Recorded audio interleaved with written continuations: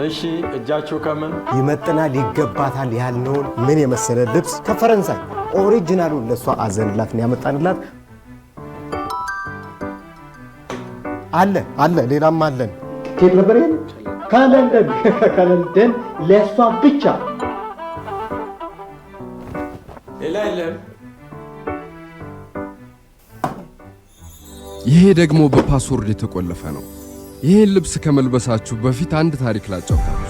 ኢትዮጵያችን ለውቦቿ ቀጭን ፈትላ ሸምና በጥበብ ላይ ጥበብ ደርባ ለክታ መትራ ከታሪክ ተምራ ሰፍታና ተኩሳ የኢትዮጵያን ድንቅ ምርቶች አዘምና በውድ ልጆቿ ጥበብ ከሽና ኢትዮጵያዊ ሆኖ የቀረበው በጥንቃቄ የተሰራ የኬርመንት ምርት ነው።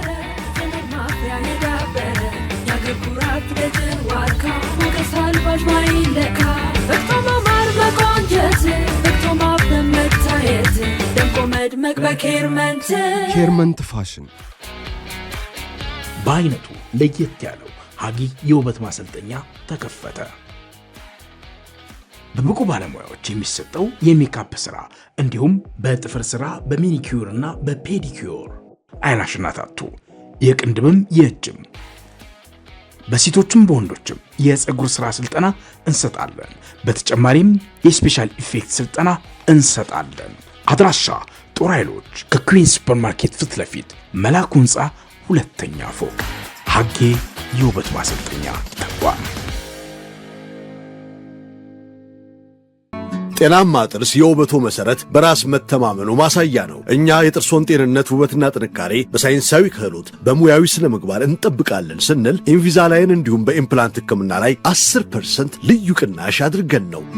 ዶክተር ዘምዘም ስፔሻሊቲ የጥርስ ህክምና ማዕከል በዘመናዊ መሳሪያዎች የተደራጀ የዓመታት ልምድ ባካበቱ ስፔሻሊስት ሐኪሞች የተሟላ ዲጂታል ኤክስሬን አካተን ልዩ የጥርስ ህክምና አገልግሎት ስንሰጦ በታላቅ ደስታ ነው። ዶክተር ዘምዘም ስፔሻሊቲ የጥርስ ህክምና ማዕከል ሆሊውድ ስማይል ኢምፕላንት እንዲሁም የተለያዩ የሰው ሰራሽ ጥርስ መትከል፣ የአበቃቀል ችግርን በኢንቪዛላይን ማስተካከል፣ ለጥርሶ ተጨማሪ ጥንካሬን አላብሶ ጥርሶን ሀጫ በረዶ ማድረግ፣ ሁሉን አቀፍ የጥርስ ህክምናና ለድርጅቶችም የዱቤ ህክምና አገልግሎት እንሰጣለን። መጥተው አይተው ይመስክሩ። የ10% ግሩም ቅናሽ ተቋዳሽ ይሁኑ።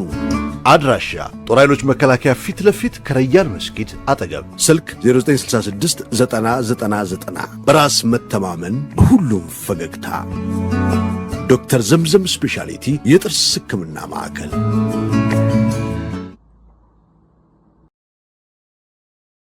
ሰላም ጤና ይስጥልን ውድ የጊዜ ሬዲዮ ቤተሰቦቻችን እንደምን አላችሁ? ሳምንቱ እንዴት ነበረ? እነሆ የቅዳሜ የጊዜ ሬዲዮ የመዝናኛ ፕሮግራማችን ላይ እንገኛለን። ሰዓቱን ጠብቀን ሳምንታዊ ፕሮግራማችንን ወደ እናንተ ልናደርስ እዚህ ስቱዲዮ ፕሮግራም አቅራቢዎቹ እኔ ዳግም ተሾመና ባልደረባዬ ሂደመቂ እዚህ ስቱዲዮ ተገኝተናል። እንግዲህ ዛሬም በተመሳሳይ ሁኔታ የቅዳሜ መዝናኛችን ሰዓቱ ላይ ደርሷል ማለት ነው። እውነት ነው። እንግዲህ በጊዜ ሬዲዮ በቅርቡ ነገር ከዝግጅታችን ጨርሰን ወደ እናንተ መድረሳችን ይቀጥላል ማለት ነው። የእናንተ ሀሳብ አስተያየት ለእኛ ትልቅ ብርታት ይሆናል ማለት ነው። እሱንም እያየን ለማስተካከልና መጀመሪያ ወሮች እንድንጀምር ያደርጉናል ማለት ነው። እናንተም ምርጫችሁ የኛ ከሆነና ጊዜ ሬዲዮ ካደረጋችሁ የምትማሩበት ቁም ነገር የምትጨብጡበት የምትዝናኑበት ሪዲንግ ፕሮግራሞችን ይዘን እንቀርባለን።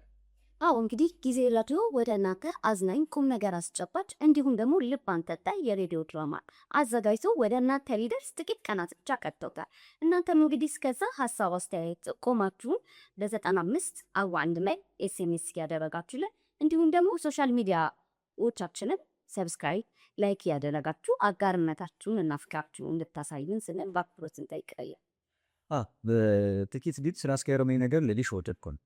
በጣም በብዙዎች ዘንድ ማለት ይቻላል በዓለም ውስጥ ተፈላጊነቱ ከፍተኛ እንደ ኢኮኖሚ እንደ ኤልኮ ይታየው እንደ ማዕድን የሚታየው የአሜሪካ ፓስፖርት ላለፉት 20 ዓመታት እየተወዳደሩት የነበረው የአሜሪካ ፓስፖርት ዝቅተኛ መሆን ተፈላጊነቱ አነስተኛ መሆን መነጋገሪያ በማለት በተለይ የሜክሲኮ፣ ብራዚል፣ ቬትናም የመሳሰሉ ፓስፖርቱን በእጅጉ የሚጠቀሙ ሀገራት ፍላጎታቸው ማነስ ፓስፖርቱን የማሳደስ አቅማቸው መቀነስ በተለይ ይህንን ፓስፖርት እንዲወዳሉ ይዛል። ሌላው ደግሞ አሜሪካ ላይ ያወጣቸው በዚህ መካከል በአፍሪካ ሀገራትና ሌሎች የአውሮፓ ሀገራት ላይ ውስን የመግባት አቅማቸው ዝቅተኛ ማድረጓን ቁጥሩን ማሳነሷን ሌላው ተጠያቂ ያደረገው እንዲሁም እንዴት ያውልሽ እንግዲህ በጣም የሚገርም ነው። እንደሚታወቀው ነው የአሜሪካ ቪዛ ለውጭ እንደሚባለና የረጅም ዓመታት ሰዎች ሊሄዱ እንደውም በቪዛ በተለያዩ የዲቪ ሳይቀር ከዚህም ከናም ሀገር ሰዎች ለመሄድ የሚፈልጉበት ቦታ ነው። እንግዲህ ውዱ ፓስፖርትን በዓለም የአሜሪካ ፓስፖርት ነው። ስለዚህ ይሄ መፈጠሩና ምናልባት ሰዎች የመሄድ ፍላጎታቸውን መቀነሱ ትንሽ የሚያስገርም ነገር ይመስለኛል። ምናልባት ግን በዚህ ልክ የአሜሪካን ቪዛ ተፈላጊነት አፌክት እያደረገው ያለው ምናልባት አሜሪካን በተደጋጋሚ ብዙ ሀገራት ላይ የምታወጣው የቪዛ እገዳ ከዛ ደግሞ ድጋሚ የቪዛ እገዳዎቹ ተነሱ ይባላል። ከዛ ድጋሚ ብዙ መረጃዎችን እየሰማን ነበርና ምናልባት እሱ አፌክት አድርጎት ሊሆኑ ይችላሉ ነው የሚገመታለች።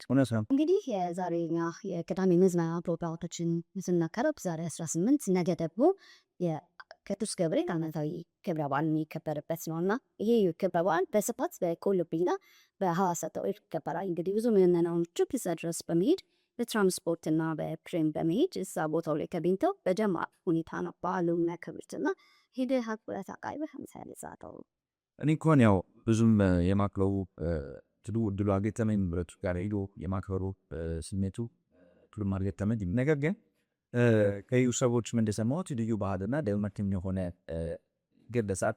ከዛ ውጭ አካባቢ ባለው ቤተክርስቲያን ውስጥ እጅ ያከብራለሁና እንግዲህ ለሁሉም አክባሪዎች በሰላም ሄደው በሰላም የሚመለሱበት የሰላም ፍቅር ማለት ሊሆንላቸው ጊዜ ሊዲዮ እንመኛል። እንግዲህ እዛ ቦታው ላይ ሄደው የሚያከብሩ ሰዎች ምናልባት ይህን ፕሮግራም እያቀረብንም መንገድ ላይ ያሉ ሰዎች ሊኖሩ ይችላሉ።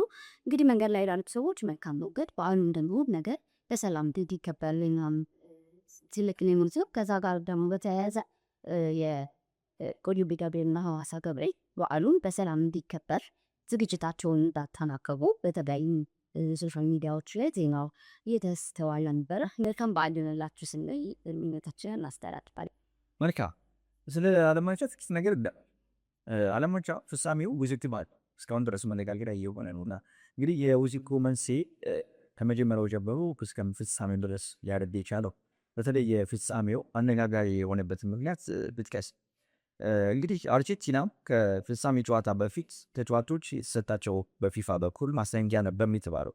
እሱም እንግዲህ ምንድነው ከግማሽ ፍጻሜ ጋር ተያይዞ በእንግሊዝ ጋር ያለው ጨዋታ የፖለቲካዊ ይዘት ያለው ባነር ይዘው ታይተዋል በሚል እንግዲህ አንድ ሀገር በፊፋ ህግ ማለት ነው በእግር ኳስ ጨዋታ ሜዳዎች ላይ ማንኛውም የፖለቲካ ባነሮችን ይዞ ላሳይ እስከ 10 ዓመት እገዳ ይጠብቀዋል በፊፋ ህግ ማለት ነው።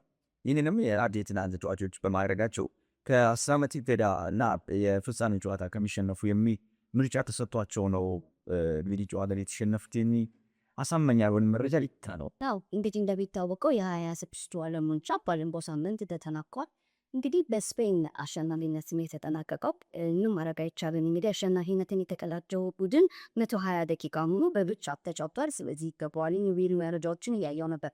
ከዛ ጋር ደግሞ በተያያዘ እንግዲህ ምናልባት ሜሲ ጨዋታው ከተጠናቀቀ በኋላ ሲያለቅስ ሜዳ ውስጥ ተስተውሏልና የሜሲ ደጋፊዎች ትንሽ ያሳዘነ ይመስለኛል። ምናልባት የመጨረሻው ጨዋታው ሊሆን ይችላል። ትንሽ በሱ እንግዲህ ከበተሰሙ ወይም ያዘኑ ደጋፊዎቹ ምናልባት ግን እንደውም በ22ቱ እኮ ይህን ዋንጫ ሜሲ ኳታር ላይ አንስቶታል አይደል? እሱ ያው ድለኛ ነው። የማሳካት የሚገባውን ክብር አሳክቷል። እንደነገር በመጨረሻ ጨዋታ ካነሳሽ አይቀር የርኮሻው ሉካ ሞድሪች ክርስቲያኖ ሮናልዶ ጨምሮ መጨረሻ ዓለም ዋንጫቸው እንደሚሆኑ የእግር ኳስ አፍቃሪያንን በጣም ያሳዝናል። ውዝግቡ እጅግ ይበልጥ ወሬውን እንዲስተጋባ ያደረገው የአርጀንቲና ተጫዋቾች መልበሻ ክፍል ውስጥ ጨዋታው ከመጀመሩ በፊት ያሳዩት ሪያክሽን በሀዘን ስሜት ውስጥ ነው የጀመሩት። ለዛም ነው የፊፋ ህግ መጀመሪያ ስለገባላቸው ነው የሚል ውዝግብ የተነሳው። ሜሲ በኢንስታግራም እንግዲህ ጃኒ ኢንፋንቲኖ የፊፋን ፕሬዚዳንት አንፎሎ አለውታል። እሱንም ኢንፋንቲኖ ሌላ ደግሞ የፊፋ ኮንኮን ተጫዋች በሆኑ የተመረጠው ሜሲ አለመሆኑ እኮ በሜሲ ወዳጆች ዘንድ ትንሽ ቁጣን ይከሰሷል አይደል? እና ማንቸስተር ነበር። እውነት ነው። እንግዲህ በብዙ ውዝግብ ማለት ይቻላል ለዓለማቸው በስፔን አሸናፊነት ክሳና ነው። እንግዲህ ይህንን መረጃዎች ካደረስን አይቀር የዛሬ የቅዳሜ መዝናኛ ፕሮግራሞቻችን በዚህ በኩል የተለያዩ ፕሮግራሞች አሉ። ተከታታይ መረጃዎች አሉ። አንድ በኩልም ያሉ መረጃዎች አሉ። እሺ ለቅዳሜ መዝናኛ ፕሮግራሞች ካዘጋጀናቸው ውስጥ እስኪ ባኑ በኩል ምን አለ? በስፖርታዊ እንግዲህ ሴክስ ፋብሪካስ የህይወት ታሪክና በኪነ ጥበቡ ደግሞ ሃሩን ቢዳውን የ90ዎቹን ወርቃማ ዘፋኝ እናስሳለን። ሌላው ደግሞ በድንካ ድንክ ፒዛን ስላገባችው አንዲት እንስትም እንደዚሁ አጠናከረ። በእኔ በኩል ደግሞ እንግዲህ ምናልባት መጀመሪያ ላይ የጭንቅላት ካንሰር መስሎ ከዛ በኋላ የጤና ባለሙያዎች ድጋሚ የሰጡት ላቦራቶሪ እንዳልሆነ የታወቀ የጤና መረጃ አለን። ከዛ በመቀጠል ደግሞ የአዞን አፍንጫ በጣቷ ብቻ አተነፋፈሱን አፌክት በማድረግ ከዛ ከአዞ ሹይ ጥርስ ውስጥ ራሷን ስላዳነችው ወጣት እናወራለን። ከዛ ደግሞ ምናልባት ቀጥለን ከ3000 ሜትር ከፍታ በላይ ከአይሮፕላን ወድቃ ከዛም ደግሞ የአማዞን ጫካ ውስጥ 11 ቀናት ስለቆየችውና በህይወት ስለተረፈችው ወጣትም እናቅሳለን። መልካም እንግዲህ ወደ መጀመሪያሽ ፕሮግራም እንለፍ። የመጀመሪያው ፕሮግራም እንግዲህ ይኸው የመጀመሪያ የጭንቅላት ካንሰር ነበረ ተብሎ የነበረ ቢሆንም ከዛ በኋላ ግን በሐኪሞች የድርቱ ድጋሚ ላቦራቶሪ እንዳልሆነ የተረጋገጠውን ያዘጋጀነውን መረጃ አይተን እንመለስ። አብራችሁ ቆዩ። ከካንሰር የተሳሳተ ምርመራ ጀርባ የተገኘው አስደንጋጭ እውነት። በስፔን ሀገር የሚኖር አንድ የ60 ዓመት አዛውንት ከቀን ወደ ቀን እየበረታ የመጣ የራስ ምታት ህመምና ድንገተኛ የባህሪ መለዋወጥ ስላስቸገረው ወደ ሕክምና ክሊኒክ ያመራል። የመጀመሪያ ደረጃ የጭንቅላት ኤክስሬ ውጤቱ ሐኪሞቹን ክፉኛ አስደነገጠ። አእምሮ ውስጥ በተለያዩ ቦታዎች ላይ የተበተኑ እብጠቶች የታዩ ሲሆን ይህም በትክክል የመጨረሻ ደረጃ ላይ የደረሰና የተስፋፋ የአንጎል ካንሰር ይመስል ነበር። ሆኖም ግን ሐኪሞቹ በሰውነት ውስጥ የካንሰሩ መነሻ የሆነውን የመጀመሪያ እጢ የትም ቦታ ሊያገኙት አልቻሉ። ጉዳዩ ግራ ያጋባቸው የሕክምና ባለሙያዎች ይበልጥ ጥራት ያለውና የላቀ የኤምአርአይ ምርመራ እንዲያደርግ አዘዙ። ውጤቱም ፍጹም ያልተጠበቀ ሆነ። እብጠቶቹ ካንሰር ሳይሆኑ በአእምሮ ቲሹዎች ላይ የተበተኑ በፈሳሽ የተሞሉ ትናንሽ ከረጢቶችም ነበር። ከዚህም በላይ በከረጢቶች ውስጥ የአማካይ ወይም ፖርክ ቴፕወርም የምንለው አይነት የትል ራሶች በግልጽ መታየት ተቻለ። ይህም የህክምና ሁኔታ ኒውሮሲስት ሰርኮሲስ በመባል ይታወቃል። በሽታው የሚከሰተው አንድ ሰው በተበከለ ምግብ፣ ውሃ ወይም ባልታጠበ እጅ አማካኝ አይን የማይታዩ የትል እንቁላሎችን በአጋጣሚ በሚውጥበት ጊዜ ነው። እነዚህ እንቁላሎች በአንጀት ውስጥ ከተፈለፈሉ በኋላ የሆድ ዕቃን ግድግዳ በጥሰው በመውጣት ከደም ዝውውር ጋር ቀጥታ ወደ አእምሮ ይጓዛሉ። ከዚያም በአእምሮ ጥልቀት ባለው ክፍል ውስጥ በመቀመጥ ትናንሽ የፈሳሽ ከረጢቶችንም ይሰራሉ። ለዓመታት ያለምንም ምልክት ፍጹም ተደብቀው መኖር ይችላሉ ነው የተባለው። የሰውነታችን የበሽታ የመከላከል ስርዓት በመጨረሻ ትሎቹን አግኝቶ ማጥቃት ሲጀምር የሚፈጠረው ከፍተኛ የአእምሮ መቆጣትና እብጠት በኤክስሬ ላይ በትክክል ጠንከር ያለ የጭንቅላት ካንሰር ገጽታን ይይዛል። እነዚህ ከረጢቶችም ባረፉበት የአእምሮ ክፍል ላይ በመመስረት በሽተኛው ለከፍተኛ የሚጥል በሽታ፣ ለስትሮክ ወይም ለአእምሮ መዛባት ሊዳረግ ይችላልም ተብሏል። ሐኪሞቹ ትሎቹን ለመግደል ጠንከር ያሉ የጸረ ፓራሳይት መድኃኒቶች የሰጡት ሲሆን ትሎቹን በሚሞቱበት ጊዜ አእምሮ በአደገኛ ሁኔታ እንዳያብጥ ለመከላከል ከፍተኛ መጠን ካላቸው ስቴሮይዶች ጋር በመደባለቅ ሰጥተውታል። አዛውንቱ ሙሉ ለሙሉ ከበሽታውም ሊያገግም ችሏል።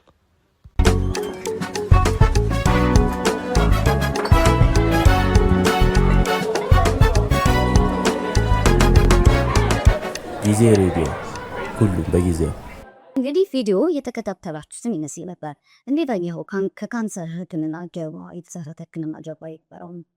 በነገራችን ላይ ይሄኛውን ታሪክ ስሰማ አንድ ታሪክ አስታወሰኝ። ወደ ህንድ አካባቢ አንድ ታማሚ ወደ ልቡ አካባቢ ወይም መተንፈሻ አካሉ ላይ የተከተፈ በረሮ እንደገባበት ይነግሩታል። ለዚህም እንግዲህ ወደ ጀርመን ሀገር ሪፈረንስ ፖለት እዛ መውጣት እንደሚችል ሲነግሩት ጀርመን ሀገር እንደደረሰ ከራጁ ላይ የነበረች በረሮ እንጂ ውስጡ ላይ የነበረች በርከው እንዳልነበረ ያስታወሰ ይታል።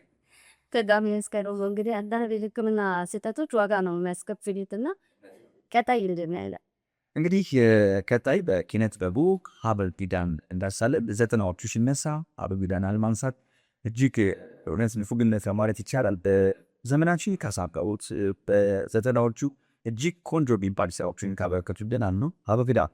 ከታሪኩ ተከታታይ ስንመለስ ደግሞ ጥቂት የሆነ ነገር በአድማጮች እናያርሳለን። አፋንጭ ቆጥቁ ወዴት ነው? እንዴት ነው? እኔ አልገባኝም ያንቺ አካሄድ በፍቅር አብሮ ለመራመድ። ለዘጠናዎቹ ሙዚቃ አርማ ይሰጠው ቢባል ለአርማነት ከሚበቁ ጥቂት ስራዎች አንዱ ነው የሀብ እንግዳ ወዴት ነው ሙዚቃ። ሀብ እንግዳ በ1990ዎቹ የኢትዮጵያ ሙዚቃ ላይ ስማቸውን ከተከሉ ሙዚቀኞች መሃል አንዱ ነው። ሀብ እንግዳ አንድ ወቅት ላይ መኖሪያውን ባደረገበት አሜሪካ ታናሽ እህቱ ልትጎበኘው ትሄዳለች። ስትሄድ ግን ባዶ እጇን አልነበረም። በወቅቱ ተለቆ የነበረው የቴዲ አፍሮ አቦጊዳ አልበምን ይዛለት ነበር ሄደችው። ለወትሮው እንግሊዘኛ ሙዚቃን ማዳመጥ ይወድ ለነበረው ሀብንግዳ እንዲህ ያለ ግሩም የአማርኛ ሙዚቃ በአንድ ሙዚቃ አቀናባሪ መሰራቱ ደነቀው። ያን አልበም ኤልያስ መልካ የተባለ አዲስ ወጣት አቀናባሪ እንደሰራው ነገረችው። ሀብንግዳ ከጥቂት ጊዜ በኋላ ነገሮችን አመቻችቶ ከኤልያስ መልካ ጋር አልበም ለመስራት ሀገር ቤት ገባ። ከተወሰነ ጥረት በኋላ ተሳካለት። እናም የኤልያስ መልካ በገና ስቱዲዮ ገብቶ ስራ ጀመረ። ሆኖም ኤልያስ በድንገት ለአንድ ሳምንት ስራ ከተማ ወጣና ጠፋበት። በዚያም ጊዜ በጊዜ ገደብ ከአሜሪካ የመጣው ሀብንግዳ ቅር ተሰኘ። የሀብን ቅሬታ የተረዳው ኤልያስ ከሄደበት መልስ ለጠፋበት ካሳ የሚሆን ቆንጆ ዜማና ያልተጠናቀቀ አዝማች እንዳዘጋጀለት በመንገር ሆኖም ሙሉ ግጥሙ በሌላ ደራሲ ሲጻፍ አዝማች ያለው ወዴት ወዴት ነው እንዴት እንዴት ነው እኔ አልገባኝም የሚለውን ስንኝ በጭራሽ እንዳይነካ በማስጠንቀቅ ይሰጠዋል። ከግጥሙ መጽሐፍ በኋላ ሙዚቃውን በአንድ ሌሊት ይሰራሉ። ሆኖም አዳር ሙሉ የሰሩት ስራ ኮምፒውተር ላይ ሴቭ ሳይባል መብራት ሄዶ ይጠፋል። ሆኖም ኤልያስ በጥቂት ቀናት በተሻለ ውበትና ጥራት አቀናብሮት ሰፊ ተቀባይነትና ተወዳጅነትን አትርፎበታል።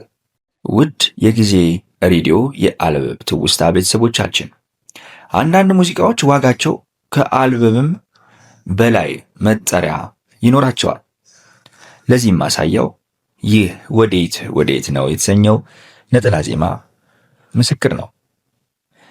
የሀብንግዳ ሙዚቃ በ1998 ዓመተ ምህረት በአምባሰደር ሪከርድ አሳታሚና ከፋፋይነት ለአድማጭ የደረሰው በላይ ያውላት የተሰኘውና 12 ሙዚቃዎችን ከያዘው አልበሙ ቁጥር 1 ላይ የሚገኝ ሙዚቃ ሲሆን ኤርሚያስ ታደሰ፣ ኤልያስ መልካ፣ ኃይሌ አግዚና ሀብንግዳ በግጥም የተሳተፉ ሲሆን አብዛኛውን ዜማ ደግሞ ሀብንግዳው የሰራው ኤርሚያስ ታደሰ፣ ኤልያስ መልካ፣ ኃይሌ አግዚ ተጨማሪ በዜማ የተሳተፉ ሙያተኞች ሲሆኑ ዘሪቱ ከበደ፣ ናቲ ኃይሌ፣ ኤልያስ መልካ በተቀባይ ድምፃዊነት ተሳትፏል።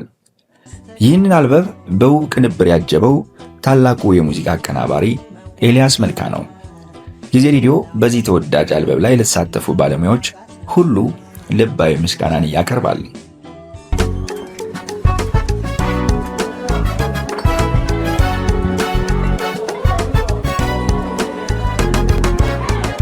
ጊዜ ሬዲዮ ሁሉም በጊዜው ተናል ክባትና ክቡራኖችን እንግዲህ የዘጠናዎችን ዘመናችን ካሳመሩ ቆንጆ ግላዚ ካላቸው የሀብንግዳ ታሪክ ነው የሰማነው። እንግዲህ ሀብንግዳው በታይ ዘጠናዎቹ ሲነሳ ቀደም ሲል እንዳልነው ቆንጆ ስራዎችን ያበረከተልን አግን ሙዚቀኛ በሙዚቃ ከነበሩ እንግዲህ ከኤልያስ መልካ ጋር ያደረጉት ጥምረት እጅጉን ይወደሳል።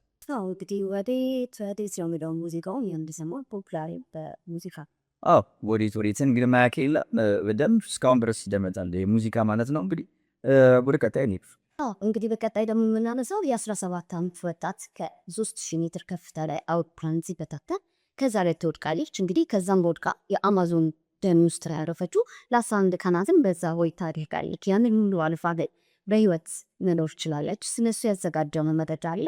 እሱን ተከታትላችሁ እንገናኛለን። የሚገርም ነው። ድንቅ ታሪክ ነው። ተከታትለን ተመልሰን እንገናኛለን።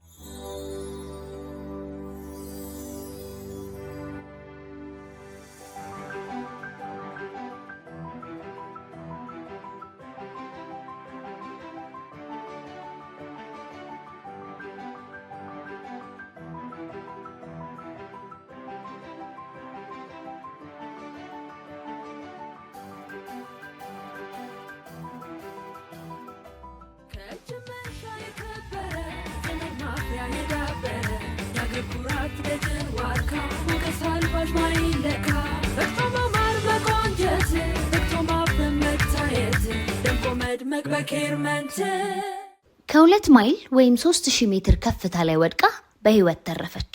ከዚያ በኋላ የሆነው ነገር ግን ለማመን የሚቸግር ነበር። አንዲት የ17 ዓመት ወጣት አውሮፕላን በአየር ላይ ሲፈነዳ ከ3000 ሜትር ከፍታ ላይ ወደቀች። እዚያም ለ11 ቀናት በአማዞን ጫካ ውስጥ ለብቻዋ ተጓዘች። ይህ እውነተኛ ታሪክ ነው። በዲሴምበር 24 1971 እንደ አውሮፓውያን አቆጣጠር ጁሊያኔ ኮብካ የተባለች የ17 ዓመት ጀርመናዊት ከእናቷ ጋር በመሆን ከሊማ ፔሩ ተነስታ ቤተሰቦቿ ጋር የገና በዓልን ለማክበር በትንሽ የመንገደኞች አውሮፕላን ተሳፈረች። አውሮፕላኑ ተራሮችን አቋርጦ ሲበር አስፈሪ አውሎ ነፋስና መብረቅ ገጠመው። መብረቁ የአውሮፕላኑን ክንፍ ሲመታ አውሮፕላኑ በአማዞን ደን ላይ በ3000 ሜትር ከፍታ ላይ በአየር ላይ ተበታተነ። ጁሊያኔ ከተቀመጠችበት ወንበር ጋር እንደታሰረች ከአውሮፕላኑ ላይ ተወረወረች። ክፍት በሆነው ሰማይ ላይ ወደ 2 ማይል ያህል ወደ ታች ወደቀች። በደመናና በከባድ ዝናብ ውስጥ እያለፈች ከተከሰከሰች በኋላ በጥቅጥቁ አማዞን ጫካ ላይ አረፈች። ዛፎቹ አወዳደቋን አቀለሉላት። ከወደቀች በኋላ በጫካ ውስጥ ስትነቃ ብቻዋን ነበረች። የደረት አጥንቷ ተሰባብሯል። ሰውነቷ ተቆራርጧል። ቀሚሷ ተቀዳዷል። ጫማ አልነበራት። ምግብና ኮምፓስም አልነበራት። በዚያ በረራ ላይ የነበሩ 92 መንገደኞችና የአውሮፕላኑ ሰራተኞች በሙሉ አልቀዋል። እሷ ብቻዋን በህይወት የተረፈች ሰው ነበረች። ለ11 ቀናት ያህል አባቷ ያስተማራትን የመትረፊያ ዘዴ በመጠቀም የወንዝ ውሃዎችን ተከትላ ተጓዘች። በቆሰለው አካሏ ላይ ትሎች እየተራቡባት አዞዎችና በሚያስፈሩ እንስሳ በተከበቡ ወንዞች ውስጥ እያለፈች በመጨረሻ የእንጨት ቆራጮች ጎጆ አግኝታ በህይወት ተርፋለች። የዘርፉ ባለሙያዎች እንደሚናገሩት የሷ በህይወት የመትረፍ እድሏ ከ1 ሚሊዮን አንድ ብቻ እንደነበር ይናገራሉ። ከተመዘገቡት የሰው ልጅ የመኖር ፍላጎትና የጽናት ታሪኮች መካከል እጅግ ልብ የሚነካ ጥንካሬ የሚሰጥ እውነተኛ ክስተት ነው። አስቸጋሪ ሁኔታዎች ሲያጋጥሙን ተስፋ አለመቁረጥና የእውቀትን አስፈላጊነትም ያሳያል። አባቷ ያስተማራትን የተፈጥሮ ህግጋት በመጠቀም በህይወት መትረፏንም ያሳያል። ጁሊያና ኮብካ ዛሬም በህይወት የምትገኝ የስነ ህይወት ተመራማሪ ስትሆን ስለዚሁ አስደናቂ ገጠመኟ መጽሐፍም ጽፋለች። ጁሊያኔ በህይወት የመትረፏ ምክንያቶች ከነበሩት ውስጥ ተጠቀመችበት ባለ3 ወንበር ጋር ታስራ መውደቋ፣ የአየር መቋቋሚያ አይነት ሚና መጫወቱ፣ የአውሎ ንፋስ የአየር ግፊቱ አወዳደቋን መቀነሱ፣ የጥቅጥቁ ደን ዛፎች ቅርንጫፎችም አወዳደቋን ማለስለሳቸው፣ አባቷ ያሰለጠናትን የጫካ መትረፊያ መንገዶች መተግበሯ ይጠቀሳሉ። ጁሊያኔ ትምህርቷን ጨርሳ የዶክተሬት ዲግሪ በመያዝ ተመራማሪ ሆና እየሰራች ሲሆን በአሁኑ ወቅት የ71 ዓመት አዛውንት ናት ይለናል መረጃችን።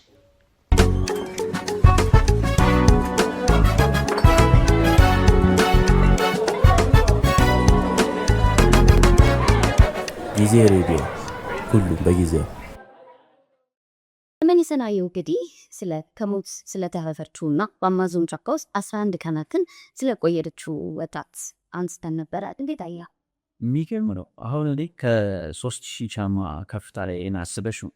ከዛ እኔ አየው ብቻ ነው ማለት መሀል ላይ አየው እንደሚገድ ነው ፓስ ማለት በዛ ላይ አማዞን ላይ ስትደርሽ አሪቶች አማዞን በጣም አስፈሪ እንስሳቶች የሚገኙበት ነው እና በመናቴ ተከላ አስደሽው እና ይህ መራሱ በጣም አስገራሚ ነው፣ ያስደንቆኛል። አዎ ይዲ ከዛ ላይ ወጥ መትረፋሱ አንድ ሌላ ተአምር ሲሆን ደግሞ ድጋሚ በ11 ቀናት የአማዞን ጫካ ውስጥ አልፋ ቤተሰቦቿ ባስተማሯት ወይም አባቷ ባስተማራት ነገር የመጠቀም መንዞችን ተከትሎ ወይት የሆነ ሰዎች የሚኖሩበት ቦታ ላይ ያደርሳል ብላ አምና ያንን ተቋቁማ ራሱ አልፋ በህይወት መትረፏ በጣም ደስ የሚል ነው፣ አስገራሚ።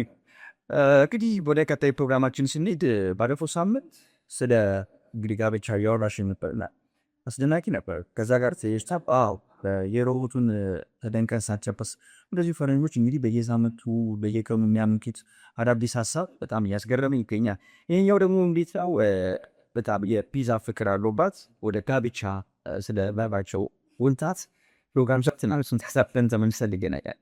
አባችሁ ቆዩ። ሰላም ጤና ይስጥልን ውድ የጊዜ ሬዲዮ አድማጭ ተመልካቾቻችን፣ በዛሬው የቅዳሜ መዝናኛ ድንቃ ድንቅ መረጃዎቻችን እነሆ ስለ ጋብቻ አይነቶችና ስለ አስደናቂው የጋብቻ ስነ ስርዓት ልንነግራችሁ ወደድን። አብራችሁን ቆዩ። ለመሆኑ በእናንተ እይታና በሰማችሁት በምታውቁት በኩል ስንት አይነት የጋብቻ ስነ ስርዓት ያለ ይመስላችኋል? ምናልባት ጥያቄ ግር ካሰኛችሁና የእናንተ መልስም በወንድና በሴት ብቻ የሚደረግ ጋብቻ እንደሆነ ካመናችሁ መሳሳታችሁን ልነግራችሁ ወዳለሁ። ለምን ካላችሁ ደግሞ ከፒዛ ጋር ጋብቻ ስለፈጸመችው እንስት ልንነግራችሁ ወደድን። አብራችሁን ቆዩ።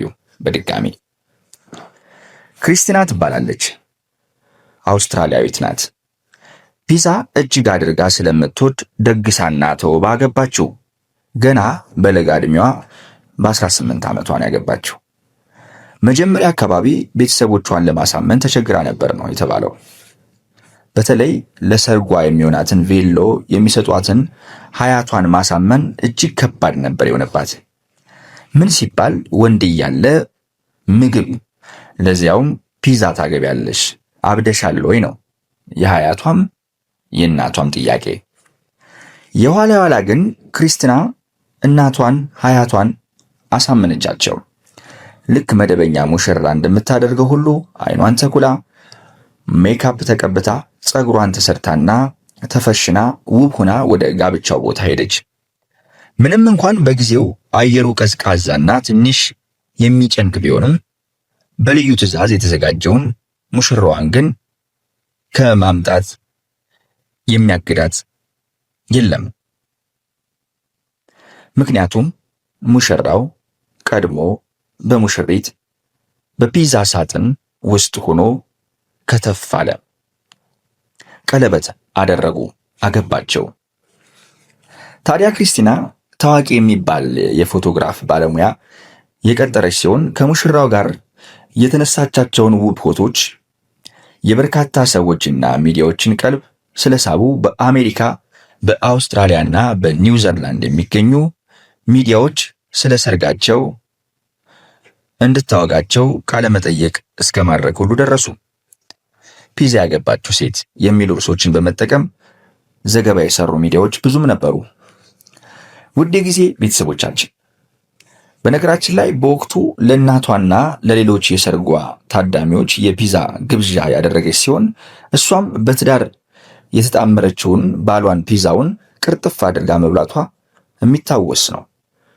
መቼም ጆሮ የማይሰማው የለምና የዓለም ጓዳ ባያልቅም እኛ አጃይብ ነው ብለን ፕሮግራማችንን በዚህ ቋጨን።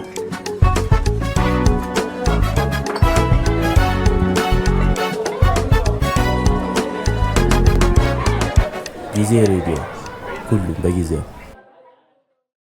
ሰማንሰና እንግዲህ በጣም የሚያስቀርበው እነሱ ጋር እንደ ኖርማል የሚቆጠረው እኛ ጋር ደግሞ በጣም የሚያስተንን ሆኖ የምናገኛቸው ባለፉት ሳምንታት ሺ7ን ታሪክ ህይወቱን ጨምሮ ይሄኛውም በጣም አስደናቂ ነው ማለት ይቻላል።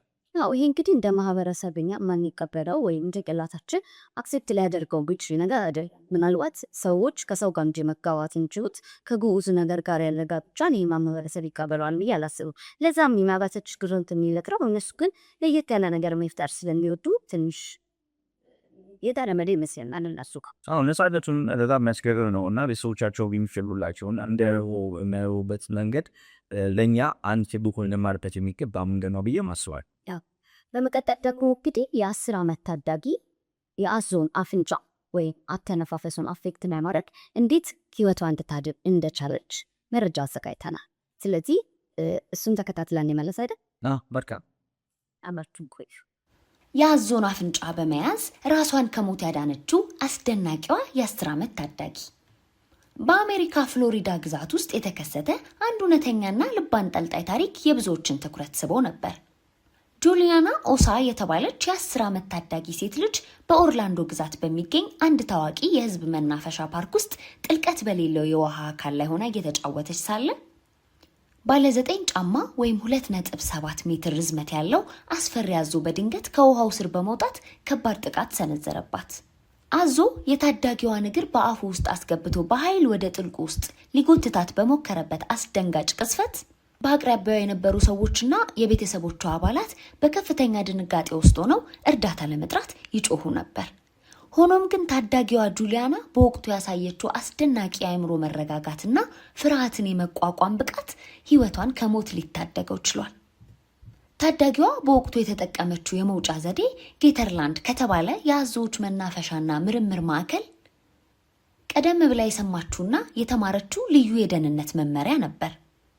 አዞዎች አንዴ ምርኳቸውን በአፋቸው ከያዙ በኋላ በምን አይነት ጥንካሬ እንደሚዘጉትና በቀላሉ እንደማይለቁ የምታውቀው ታዳጊዋ የአዞውን ደካማ ጎን ለመጠቀም ወሰነች።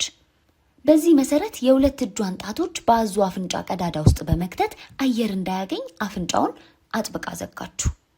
በዚህ ጊዜ አዞ ሙሉ ለሙሉ መተንፈስ ስላቃተውና ኦክሲጅን ስላጠረው አየሩን ለማግኘት ሲል የሙጥኝ ብሎ የያዘውን እግሯን በመልቀቅ አፉን በትልቁ ለመክፈት ተገደደ።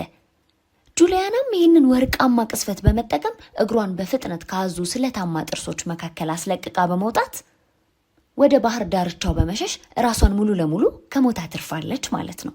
በጣም የሚገርም ነው። ታዳጊዋ ከአደጋው በኋላ በአቅራቢያው የሚገኝ ሆስፒታል የሕክምና እርዳታ የተደረገላት ሲሆን በአዞ ጥርስ ምክንያት በእግሯ ላይ የደረሱ ቀላል ጉዳቶች ተሰፍተውላት በሰላም ወደ ቤቷ ተመልሳለች ማለት ነው። ታዳጊዋ ያሳየችው ተወዳዳሪ የሌለው ድፍረት፣ ፈጣን ውሳኔና በወቅቱ የተጠቀመችው ዘዴ እስከዛሬ ድረስ በዓለም ዙሪያ ባሉ በርካታ የሚዲያ ተቋማት ላይ በዋና ዜናነት መነጋገሪያ ሆኖ ቀጥሎም እንደነበር ይታወሳል።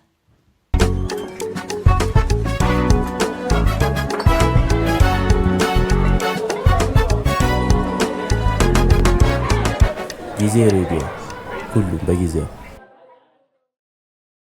እንግዲህ የጊዜ ሬዲዮ አድማጮቻችን የቅዳሜ መዝናኛ ፕሮግራማችን አሁን እንደቀጠለ ነው፣ ወደ እናንተ መድረሱን ከትቧል።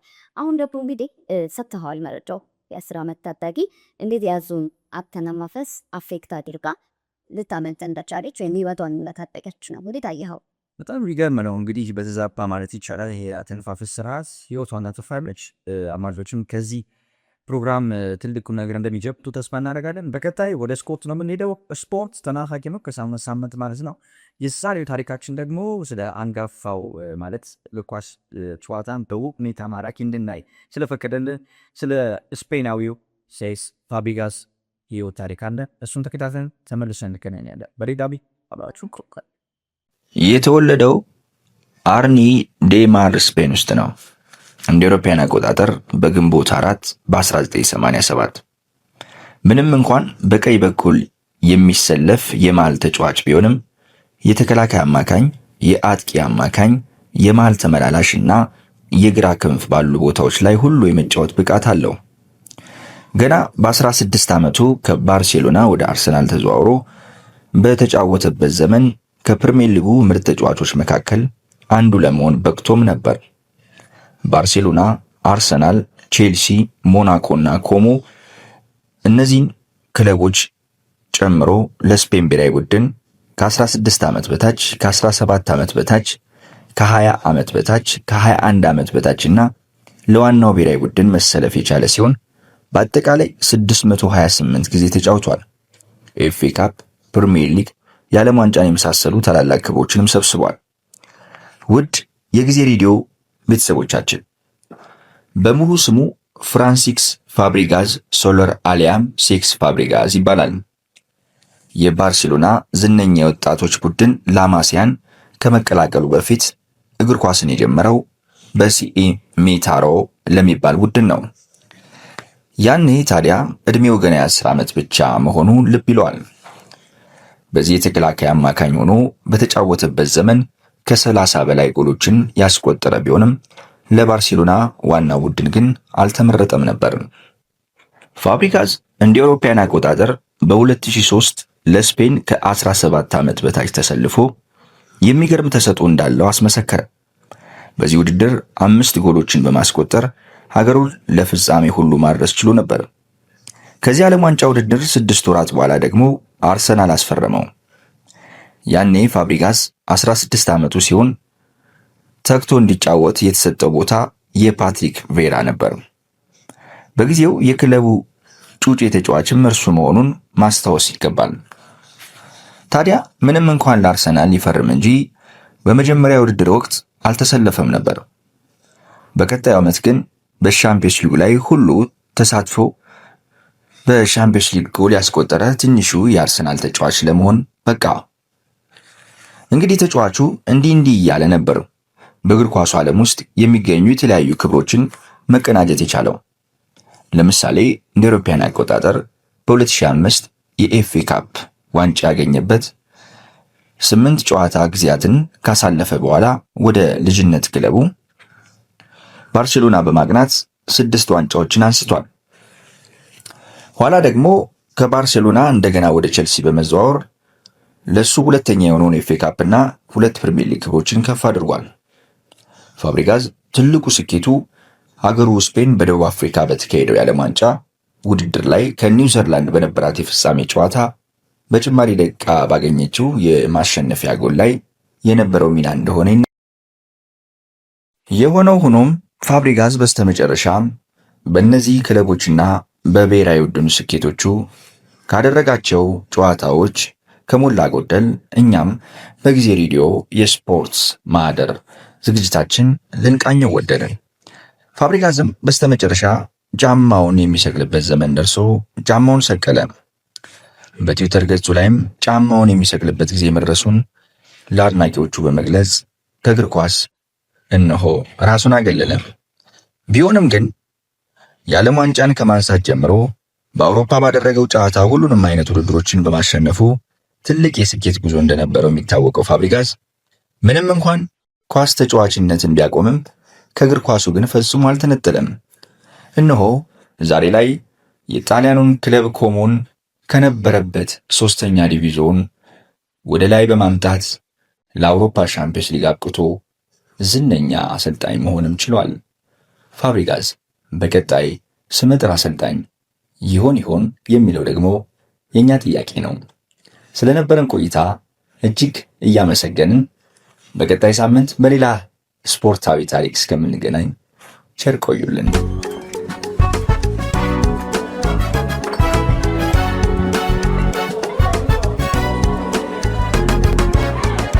ጊዜ ሬዲዮ ሁሉም በጊዜው።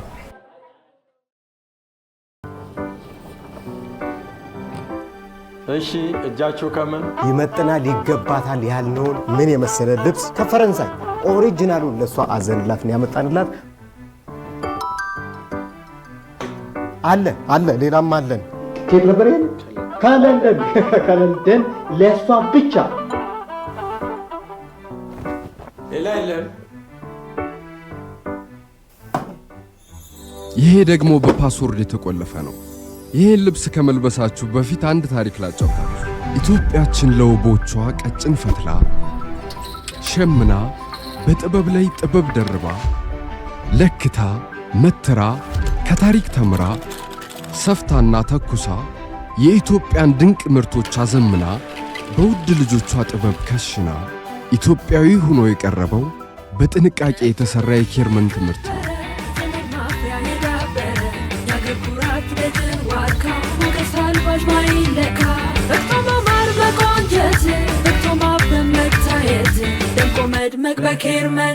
ኬርመንት ፋሽን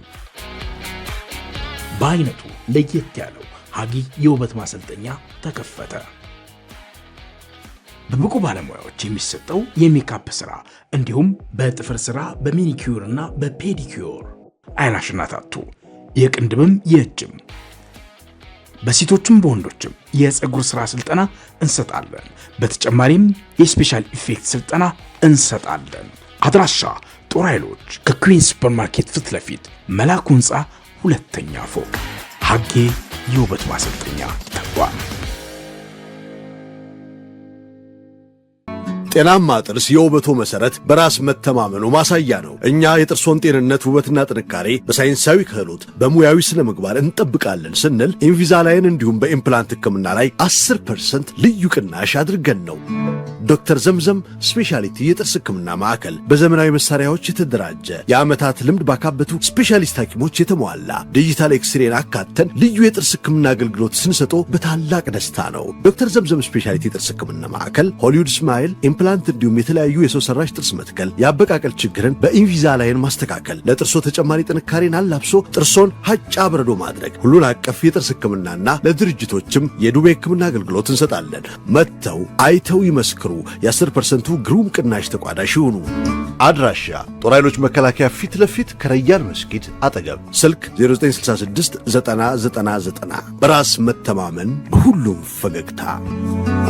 ዶክተር ዘምዘም ስፔሻሊቲ የጥርስ ህክምና ማዕከል።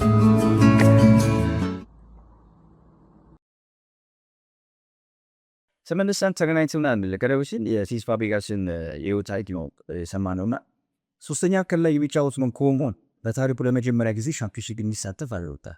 እንግዲህ የመጣበትን መንገድ ስታይ ፋብሪካትን አለማድነቅ አይቻልም። ሌላው የክለብ ድርሻን በዛው እንግዲህ ከሆነ አዲስ ታሪክ እንዲተደረገውና በታሪክም የኔ ሚኪዳ አይነት የአሰልጣኝነት መንበር እየጻፈም ይገኛል። አዎ እንግዲህ እኔ የሰማሁት ነገር ፕሮግራምና ኢንስፓየር ዶሚን ያለው ትንሽ የሚደምጠማ ኢንስፓየር አይነት ዶሚን ያለው እንግዲህ የነገርኩ ነበር አይደል? እኔም የኳስ እውቀቴ በቀን ቀን እየዳበረ መጥቷል።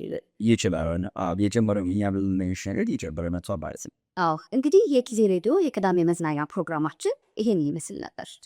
እንግዲህ በተለያዩ ማህበራዊ ድረገጾቻችን ተከታታይ ከሆኑና ቤተሰብ ከሆኑ ይህንና መሰል ፕሮግራሞችን አዘጋጅተን ወደ እናንተ በሰፊው እየመጣን ነው።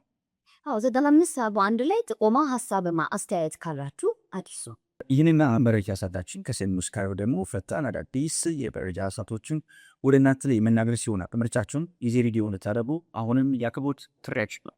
ዶክተር ዘምዘም ስፔሻሊቲ ክሊኒክንና ሀጊ የውበት ሙያ ማሰልጠኛ ተቋምን አጋሮቻችን ሲሆኑ እናመሰግናለን።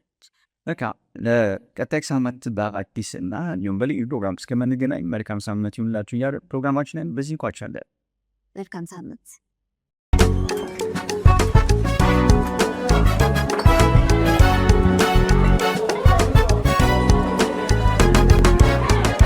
ጊዜ ሬዲዮ ሁሉም በጊዜው